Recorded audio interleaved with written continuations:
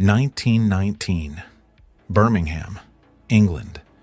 The air is thick with smoke, coal dust, and a lingering post-war trauma.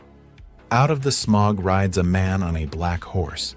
He doesn't say a word, but the entire street clears out in absolute terror.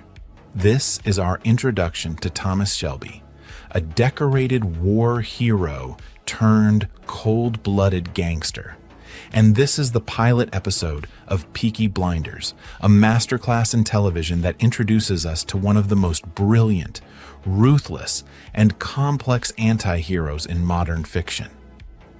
If you think this is just a standard show about British street thugs, you're dead wrong. The first episode sets up a high-stakes chess match involving a stolen government weapon cache, a ruthless new police chief, an undercover spy, and a family gang on the brink of an empire. Today, we're breaking down exactly how Tommy Shelby plays his opening moves, the hidden details you might have missed, and the massive mistake that changes the Shelby family forever. Let's dive in. The episode opens by showing us how the Peaky Blinders operate. They control Small Heath through fear, illegal betting, and intimidation. Tommy uses a local girl to perform a Chinese powder trick on his racehorse, Monaghan Boy, tricking the locals into thinking the horse is cursed or blessed, ensuring they pour money into the Shelby's illegal bookmaking business. But behind the scenes, a massive storm is brewing. We meet Arthur Shelby, Tommy's older brother. Now, Arthur is technically the oldest and the supposed head of the family business. But within 2 minutes of dialogue, it's glaringly obvious who holds the real power. Arthur is emotional, loud, and easily manipulated. Tommy is a quiet, calculating vacuum. Arthur calls a family meeting because they have a massive problem. A few nights prior, Tommy ordered a routine robbery on a local warehouse to steal a few crates of cheap motorbikes. But the gang messed up, big time. Instead of bikes, they accidentally stole a massive cache of military-grade weapons, 250 Lewis machine guns, 10,000 rounds of ammunition, and semi-automatic pistols. World War I just ended. The British government is terrified of a communist revolution or an Irish Republican Army uprising. Stealing these guns doesn't just make you a criminal. It makes you an enemy of the British Empire. Arthur is panicked, wanting to dump the guns in the river immediately. But Tommy sees an opportunity. He secretly buries the guns, hiding them from everyone, including his own family.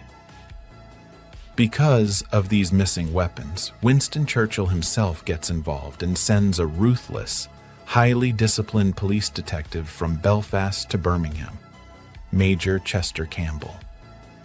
Campbell arrives with one mission: clean up the city, find the guns, and eradicate the Peaky Blinders. Campbell's first move is to kidnap Arthur Shelby, dragging him into a dark cell and beating him half to death just to send a message. Arthur honestly knows nothing about where the guns are, but this brutal interrogation sets the stakes. The law isn't playing by the rules anymore, but Campbell isn't just relying on brute force, he's playing dirty. Enter Grace Burgess, a beautiful Irish woman who arrives in Birmingham looking for a job as a barmaid at the Garrison, the local pub controlled by the Peaky Blinders. Harry, the pub owner, initially rejects her because Small Heath is too dangerous for a proper lady. But Grace shows a surprising flash of steel, proving she can handle herself. What the Shelbys don't know is that Grace is actually an undercover operative working directly for Major Campbell. Her father was a policeman killed by the IRA, and she's here for revenge and duty. She is Campbell's eyes and ears inside Tommy's inner sanctum. Back at the Shelby household, we get introduced to the true matriarch of the family, Aunt Polly. Polly ran the business while the Shelby boys were away fighting in France, and she isn't intimidated by Tommy's stoic act. She figures out that Tommy is the one who hid the stolen guns. In a tense confrontation, she warns him that holding onto those weapons will bring hellfire down on their heads. But Tommy calmly tells her that the guns give them leverage. As long as he has them, the police can't just wipe them out without risking a bloodbath. To make things even more complicated, we meet Freddie Thorne. Freddie is Tommy's former best friend who saved Tommy's life during the war. But now, Freddie is an active communist agitator, secretly rallying the local factory workers to strike against the government. If Major Campbell links the stolen guns to Freddie's communist movement, the British Army will march in and destroy the entire neighborhood. Compounding this headache is Ada Shelby, Tommy's younger sister. Ada is secretly deeply in love with Freddie Thorne. Tommy warns Freddie to leave Birmingham, not out of malice, but because he knows Freddie is a walking target. But Freddie refuses to run, setting up a brutal conflict between family loyalty and political ideology. The climax of the episode builds up when Tommy finally visits the Garrison pub.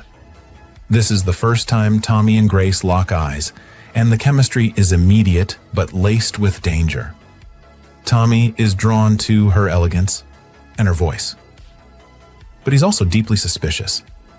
He notices that she's far too refined to be a standard Birmingham barmaid. Despite his suspicion, Tommy uses her. He decides to take Monaghan Boy, the horse he blessed, to the Cheltenham races.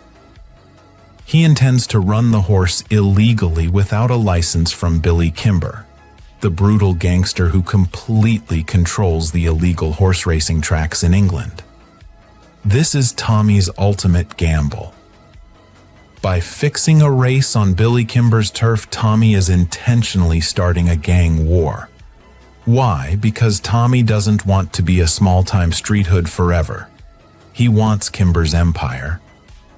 He knows Kimber will come looking for him, and when Kimber does, Tommy will use the threat of his hidden government machine guns to force Kimber into a business partnership. It is a terrifyingly brilliant, high-stakes bluff. The episode closes with Major Campbell and Grace meeting secretly in a church. Grace confirms that the Peaky Blinders are the ones ruling the streets, but she hasn't found the guns yet. Meanwhile, Tommy sits alone in his room, smoking, haunted by nightmares of the war, yet entirely focused on the chessboard he has just set up. Tommy Shelby has officially lit the fuse. He's hiding a military arsenal. He's started a war with the most dangerous kingpin in England, and he has absolutely no idea that the woman he's starting to trust is actually a government spy designed to bring him down. In our next video, we are breaking down episode 2, where Billy Kimber arrives in Birmingham with a vengeance. The police launch a brutal midnight raid on Small Heath, and Tommy is forced to make a devastating deal with Major Campbell. If you enjoyed this deep dive and want to see the entire rest of Season 1 explained, make sure to hit that like button, subscribe to the channel, and turn on notifications so you don't miss the breakdown of episode 2. Let me know in the comments. Do you think Tommy's gamble with the guns was brilliant or just plain suicidal? Thanks for watching, and by order of the Peaky Blinders, see you in the next one.